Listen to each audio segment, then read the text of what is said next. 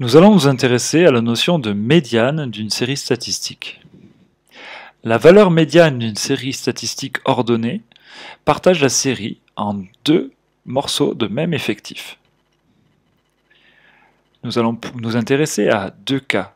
Le cas où l'effectif total est impair. Imaginons que dans une matière, vous ayez eu plusieurs notes 8, 11, 10, 18 et 17. Vous avez donc 5 notes, donc l'effectif total est bien impair.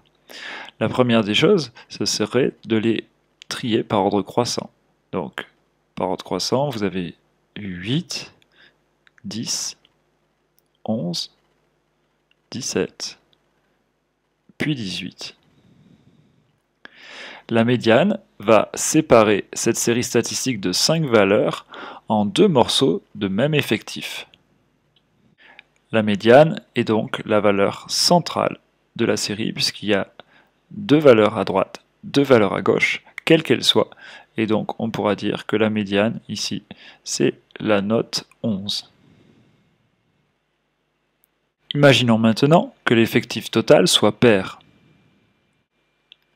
Prenons par exemple les notes 8, 15, 10 et 14. Comme l'effectif total est 4, il est donc pair. Il faudra donc ranger les notes par ordre croissant. 8, puis 10, puis 14, puis 15. Cela effectué, on se rend bien compte qu'avec un effectif total pair, aucune valeur n'est une valeur centrale. En effet, la deuxième valeur possède une valeur avant, deux valeurs après, la troisième, deux valeurs avant, une valeur après. On va donc prendre les deux valeurs centrales de la série statistique et en faire la moyenne. Donc la médiane sera la moyenne de 10 et de 14, c'est-à-dire 12.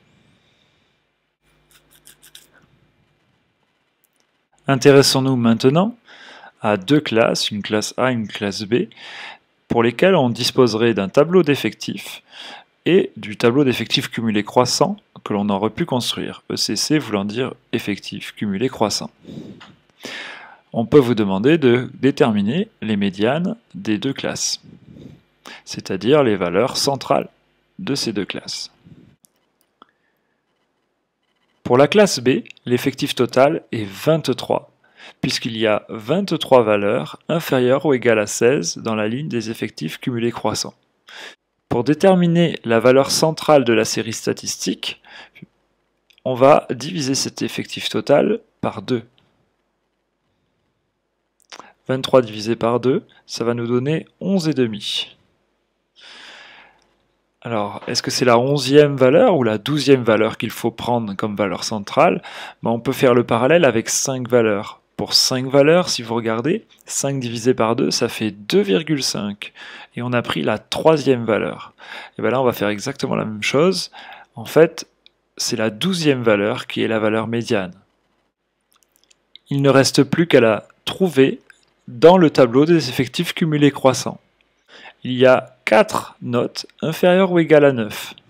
Il y en a 10 inférieures ou égales à 10. La 11e valeur est donc un 11, jusqu'à la 14e valeur qui est aussi un 11, puisqu'il y a 14 valeurs inférieures ou égales à 11. La médiane est donc 11. Passons maintenant à la classe A, dont l'effectif total est 34, puisqu'il y a 34 notes inférieures ou égales à 14.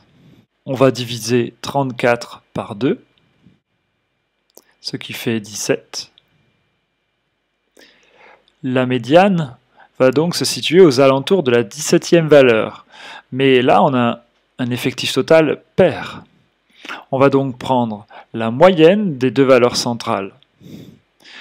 Pour 4 valeurs, 4 divisé par 2, ça fait 2. Et on a pris la deuxième et la troisième valeur. Pour 34 valeurs, Les deux valeurs centrales sont la 17e et la 18e valeur. La médiane est la moyenne de la 17e et de la 18e valeur. Il reste à déterminer quelle est la 17e note et quelle est la 18e note de cette classe par ordre croissant. Si on regarde le tableau des effectifs cumulés croissants, on voit qu'il y a 15 notes en dessous ou égales à 10. La 16e note est donc un 11. La 17e aussi, jusqu'à la 19e, car il y a 19 notes inférieures ou égales à 11. La 17e note est donc un 11. La 18e aussi. Dans ce cas, la moyenne de la 17e et de la 18e qui sont identiques vaudra 11. Intéressons-nous maintenant à la différence entre la notion de moyenne que vous connaissez depuis toujours et la notion de médiane. Un des avantages de la médiane, c'est qu'elle n'est pas influencée par les valeurs extrêmes, ou très peu. En effet, si les 6 meilleurs élèves, on leur met 20 à la place de 14, la moyenne va être influencée vers le haut, elle va changer. En revanche, la médiane ne changera pas, puisque cette médiane est la moyenne de la 17e et de la 18e valeur, et ces 17e et 18e notes de la classe seront toujours des 11. Un exemple typique à connaître, c'est le salaire des Français.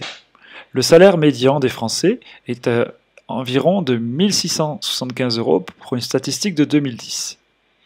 Tandis que le salaire net moyen des Français, cette même année-là, était de 2 082 €.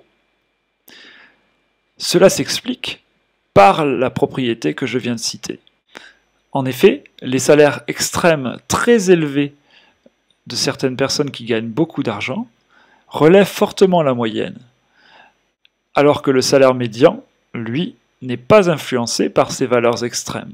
L'intérêt de prendre le salaire médian, c'est de savoir que 50% des Français gagnent moins de 1 675 € net par mois. Dans toute série statistique, la position de la moyenne par rapport à la médiane peut apporter une information sur les valeurs extrêmes.